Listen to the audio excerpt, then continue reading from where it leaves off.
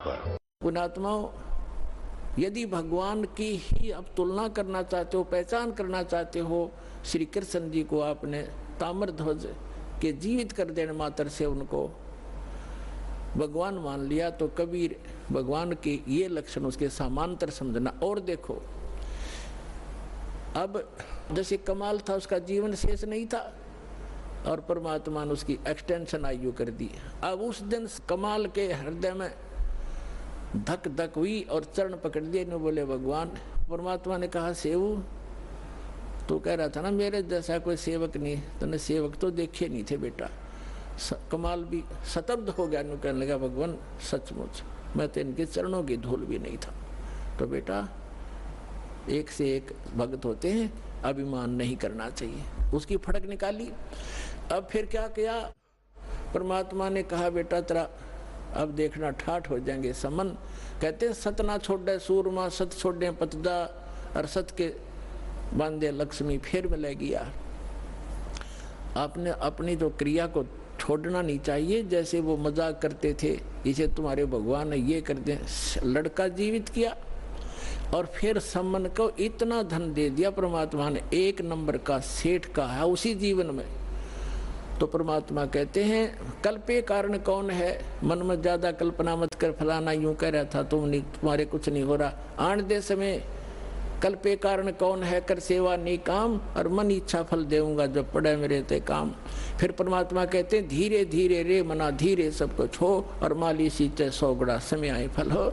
अब आपने आम का बीज बोया है, जैसे पौधा बोते हैं, सैकड़ों घड़े उसमें पानी की सिंचाई होती है, और उसको परिपक्व होने दो। परिपक्व होने के बाद फिर देखना कितना लदपद होगा फलों से। आप भी खा लोगे, पड़ोसी भी खा लेंगे, रिश्तेदार भी ले जाएंगे, तो भी खत्म नहीं होगा। तो ये भक्ति, यथार्थ भक्ति रूपी पौधा आज आपने लगाया है, इसको कुछ समय दो और फिर देखना कितने सुख देगा ये कबीर भगवान आपको। बोलो सतगुरुदेव।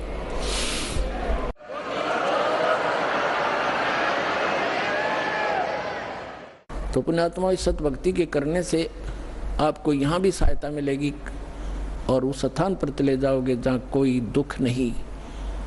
अपनी भक्ति करो, औरों को समझाओ और बार बार सतलोक आश्रम वाला माओ। बोलो सतगुरुदेव की।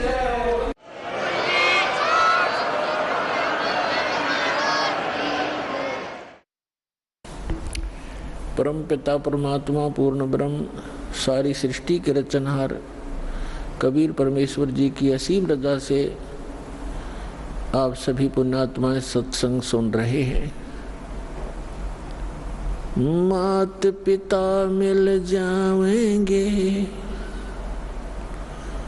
184 वही, सतगुरु सेवा और बंदगी ये फेर मिलन की नहीं। हमारे परम पिता कबीर भगवान ने आकर के सूती आत्मा को जगाया है, जो काल की भांग पीकर नशे में अपना जीवन नाश कर रही थी। उसके लिए परमात्मा ने स्वयं आकर हमें ज्ञान दिया है कि जो आज आप इस परिवार के पोषण में और संपत्ति के संग्रह करने में अपना पूरा मनुष्य जीवन नाश कर जाते हो, मनुष्य जीवन का केवल इतना ही काम नहीं था। ये क्रियाएं जो आप करते हो, पशु पक्षी भी यही करते हैं। फिर मानव शरीर के मिलने का उद्देश्य क्या था, आवश्यकता क्या थी, ये परमात्मा स्वयं आकर ज्ञान कराते हैं। और उस ज्ञान को आगे कुछ अज्ञान बना करके काल के दूत, काल के संत प्रेरणा तो करते रहते हैं, लेकिन उनके पास समाधान नहीं होता। जिसके पास समाधान नहीं है वो ज्ञान भी व्यर्थ है। जैसे किसी को कोई रोग है, किसी ने बता भी दिया कि आपको अमोक रोग है, औषधि है नहीं, और है तो वो डुप्लीकेट है, तो वो ज्ञान भी वो समाधान भी वो दोनों व्यर्थ हैं, यूजलेस हैं। ठीक इसी प्रकार तत्व ज्ञान के अभाव से जो भक्ति भी करते थे, मनुष्य जीवन का उद्देश्य भी जो शब्द बता दिया करते थे कि इसका आत्म कल्याण ही मनुष्य जीवन का उद्देश्य है, लेकिन उनके पास समाधान नहीं था। तो परमात्मा ने आके समाधान भी बताया है और ये तत्व ज्ञान भी बताया है। क्या बताया है परमात्मा ने कि माता पिता मिल जाएंगे इस 184 माह, जहाँ भी आपका जन्म होगा, कुत्ते की योनि में जाओगे वहाँ भी माता पिता मिल जाएंगे, गधे की योनि में जाओगे वहाँ भी आपको माता पिता मिल जाएंगे, पक्षी बनोगे वहाँ भी माता पिता मिल जाएंगे, मनुष्य जन्म होगा वहाँ भी माता पिता मिल जाएंगे। लेकिन मनुष्य जीवन के अतिरिक्त, मनुष्य शरीर के अतिरिक्त हमें परमात्मा नहीं मिल सकते, सतगुरु नहीं मिल सकते। इसलिए परमात्मा बताते हैं कि माता पिता मिल जाएंगे 184 माह, और सतगुरु सेवा और या बंदगी भाई फेर मिलन की ना। मानुष जन्म पाया कर जो नहीं रट हरि नाम, जैसे कुआ जल बिना फिर बनवाया क्या काम।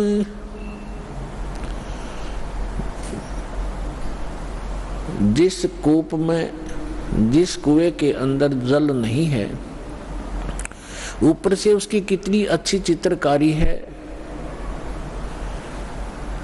और कितना चाहे पक्का स्ट्रक्चर है, यूजलेस है वो, उसका कोई लाभ नहीं, उसमें जल नहीं है। तो इसी प्रकार जो मनुष्य जीवन प्राप्त प्राणी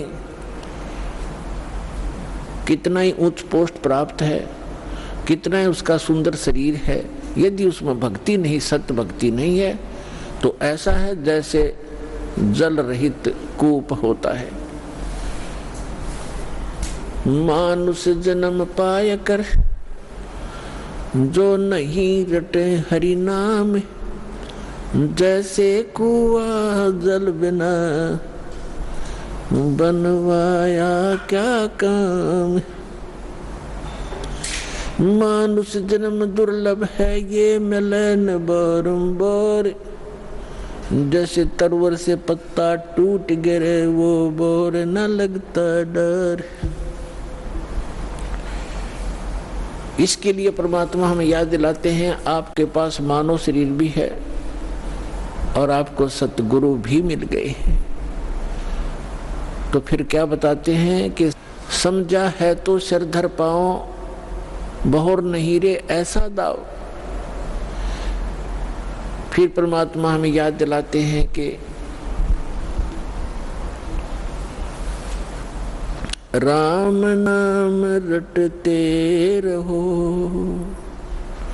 राम नाम रटते रहो, जब तक घट में प्राण, कभू तो दीन दयाल के हे भनक पड़ेगी कान। आज कहे मैं काल भजूं और काल कहे फिर काल, आज काल के करते ही तेरा समय जावेगा चाल। आज कला लीजियो कल किसको होई, यो तन माटी में मिले है जाने सब कोई। काल करे सो आज करे, आज करे सो अब, पल में प्रलय हो जागी भाई फिर करोगे कब। आज कला लीजियो कल किसको होई, ये तन माटी में मिले है जाने सब कोई। लखी करोड़ी चले गए बहु जोड़े खजाना, जातन चंदन लेपते सो धरे मसान, हस्ती घोड़े पालकी दल बल बहु साजा, रावण से राजा गए भाई 1.25 लाख संगी गए वो रावण से राजा। लखी करोड़ी चले गए बहु जोड़े खजाना, जातन चंदन लेपते सो धरे मसान, हस्ती घोड़े पालकी दुलबुल बहु साजा, 1.25 लाख संगी गए वो रावण से राजा। कुंभकर्ण से वीर छे वो लंका छत्रधारी, बिना नाम वंश डूबेगा न्यो समझावे नारी। विभीषण पद भेद दिया वो निर्गुण निर्वाणा, रावण दुई बिसार रे तज गर्भ गुमान। बड़चक विकाल चक्कर पड़े जिन नाम बिसारा, कंस के सी चाणोर से धर बाल पछारा। हिरणा कुछ समझा नहीं प्रहलाद पढ़ावे, उदर विनाशा आन के तब कौन छुटावे। जरासंध से मारिया और सैसरा बाहू, ग्रह से गज छुटाई या निज नाम है साहू।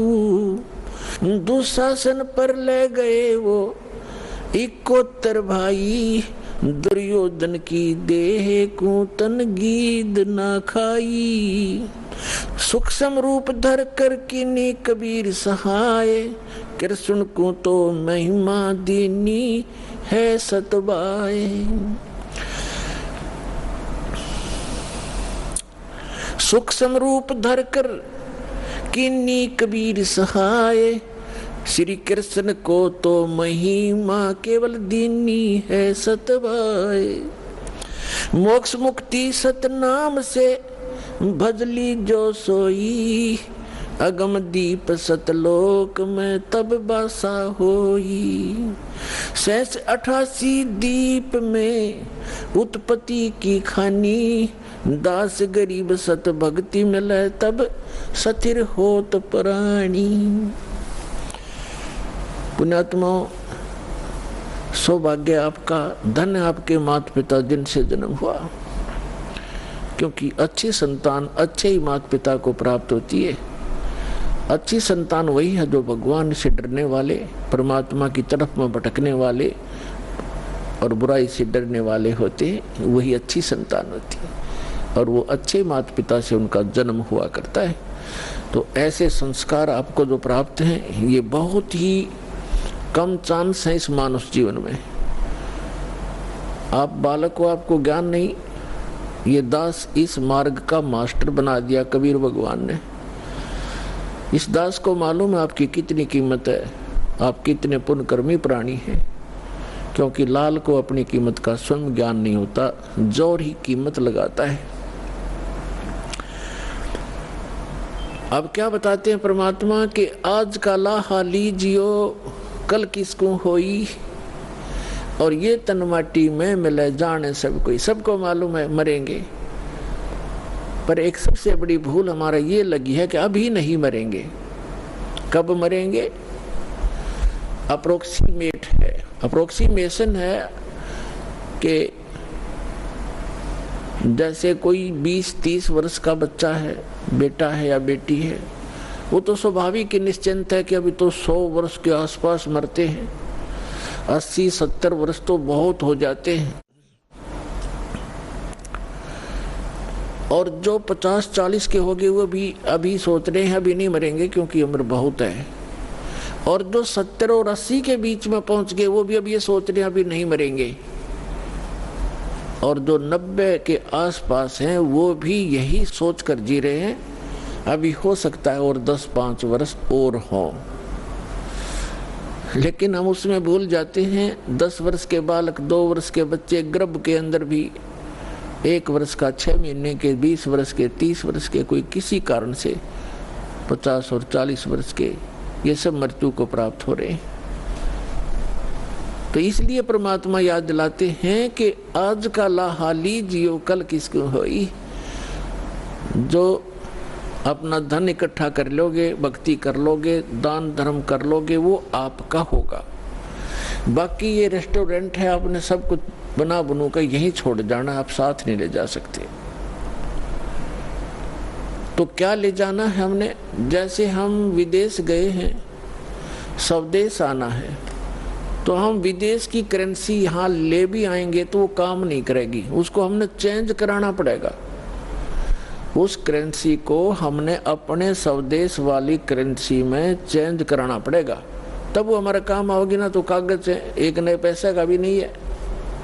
हम यहाँ विदेश में रह रहे हैं, ये पृथ्वी एक विदेश है, काल का लोक ये विदेश है, पृथ्वी उसका एक शहर समझो, 21 ब्रह्मांड है उसका पूरा राज्य साम्राज्य है। हम सतलोक से यहाँ आ गए हैं, वापस जाने की अब तैयारी कर रहे हैं, तो हम यहाँ की कोई वस्तु नहीं ले जा सकते। इसके लिए हमने करेंसी चेंज करानी पड़ेगी। वो करेंसी कैसे चेंज होएगी? जैसे आप दान करोगे, वो दान फिर पैसा जो है वो दान में बदल जाएगा, और दान से फिर धर्म बनेगा, और धर्म बनकर आपकी किस्मत में लिखा जाएगा। उतना ही अकाउंट आपको उस अपने स्वदेश में मिलेगा। ये आपकी करेंसी चेंज करानी है। तो इसको जितना आप करा पाओगे वो आपका, और जो करेंसी चेंज नहीं करा पाए वो इस काल की यही छोड़ के आनी पड़ेगी आपको। इसके लिए क्या बताते हैं कि अस्थि घोड़े पाल की दलबल बहु साजा, लखी करोड़ी चले गए बहु जोड़ खजाना, और जातन चंदन लेपते सो धरे मसाना।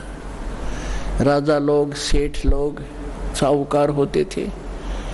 जितना व्यक्ति धनी हो जाएगा उतना ही वो कृत घनी बन जाता है। ये माया का गुण है। राजा लोग क्या करते थे, सारे शरीर पर, जैसे आजकल तो एसी चल पड़े, कूलर कालर हो गए, राजा लोग क्या करते थे, चंदन को घिसवाते, नौकर चंदन घिसा करते थे, और गर्मियों के दिन में सारे शरीर पर चंदन लगा लिया करते थे और शीतलता प्राप्त करते थे उससे। चंदन की लकड़ी का बुरादा, चंदन जो है बहुत शीतल होता, ठंडा तासीर होती है। इसी प्रकार सेठ और साहूकार। तो परमात्मा कहते हैं जातन चंदन लेपते, जिसके शरीर पर चंदन लेपन होता था और भक्ति करी नहीं, बकवाद करके जीवन नाश कर गए, पिछले जन्म के पुण्य कर्मों को पूर्व जन्म की बैटरी से राजा बन गए। जब तक पूर्व जन्म के पुण्य चलते हैं ये राजा राज्य भोगता है, धनी अपना धन का सुख लेता है। और यदि भविष्य की भक्ति ठीक ना बनी, शास्त्र अनुकूल साधना नहीं हुई, चार्जर नहीं लगा, तो पूर्व जन्म की बैटरी जिस दिन डिस्चार्ज होएगी, यानी पूर्व जन्म के पुण्य आपके जिस दिन समाप्त हो जाएंगे, उस दिन तुरंत ही अचानक कैर टूटने शुरू हो जाएंगे। जैसे राजा लोगों का इतिहास देख लो आप, पिछला पुराना इतिहास हम पढ़ा करते थे। कोई राजा 5 वर्ष राज्य किया, किसी ने 10 वर्ष किया, किसी ने 12 वर्ष किया, और काल जब कर्म बिगड़ते ही इंसान के, कोई ना कोई काल प्रेरणा से दूसरा राजा आके उस पर आक्रमण कर देता है, उसकी नींद हराम हो जाती है, मारा जाता है, लुट जाता है, बच जाता, जंगलों में धक्के खाता है, तो अब बैटरी उसकी समाप्त होगी और मृत्यु के उपरांत राजा गधे की योनि में जाता है। तो यहाँ परमात्मा कहते हैं कि जैसे अगम निगम को खोज ले, बुद्धि विवेक विचार, उदय अस्त का राज मिले, तो बिन नाम बेगार। कितना सटीक उदाहरण दिया परमात्मा ने कि जरा सा बुद्धि से काम ले मानो, अगम निगम को खोज ले, अपने भविष्य को विचार कर, और बुद्धि विवेक विचार उदय अस्त का राज मिलो तो वे नाम बेगार।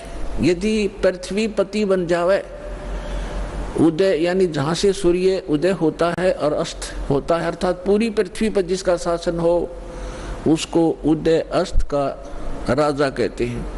उदय अस्त का राज्य मिले तो बिन नाम बेगार। अब बेगार तो अब शायद किसी बच्चों को ना याद हो, उसका एक डिफाइन करना पड़ेगा उसको।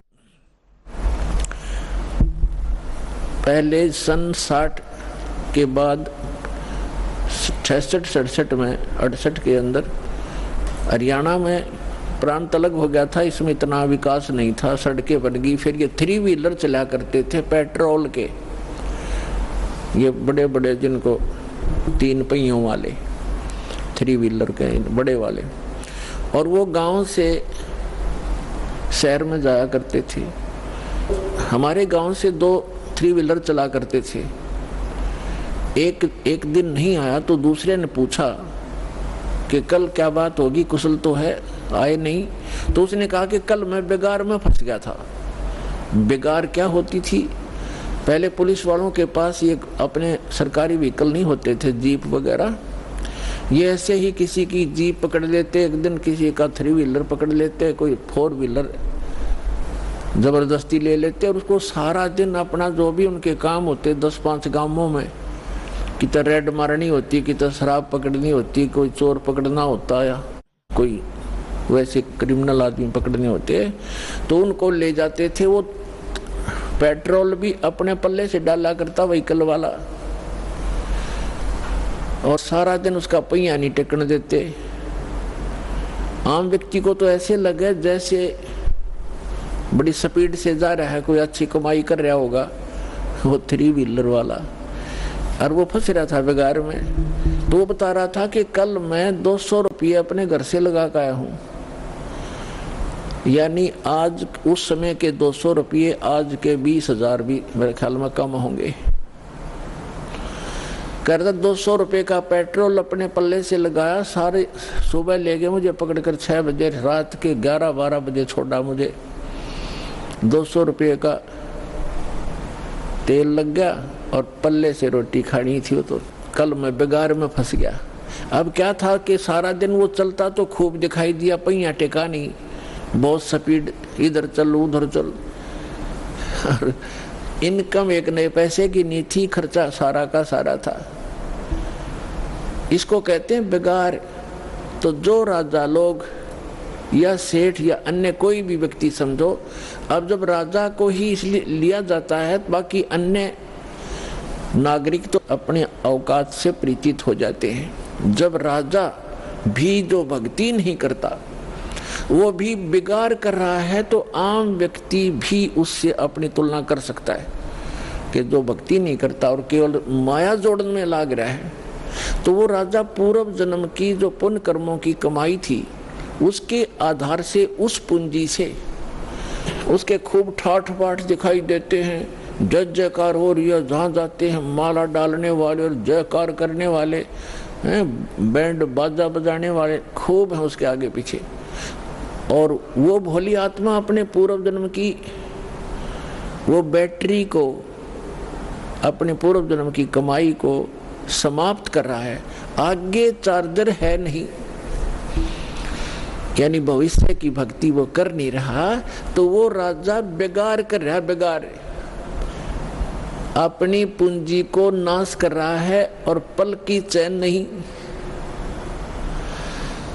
तो यहाँ गरीबदास साहिब जी परमात्मा से प्राप्त ज्ञान के आधार से कहते हैं, अगम निगम को खोज ले, बुद्धि विवेक विचार उदय अस्त का राज मिले, तो बिन नाम बेगार। पुण्यात्माओं कलेजा हिल जाए इंसान का, जरा सा सोधी में हो, जरा सा भी विवेक रखता हो। हमारी बुद्धि पर पत्थर पड़ चुके हैं। हम पूर्ण रूप से कितने विद्वान पाक रहे हो, चाहे इंजीनियर बन गए हैं, चाहे हम डॉक्टर बन गए और चाहे प्रधानमंत्री बन गए, हम भक्ति मार्ग में शून्य है, अध्यात्म मार्ग हमारा शून्य है। और किसी की पूर्व जन्म की प्रेरणा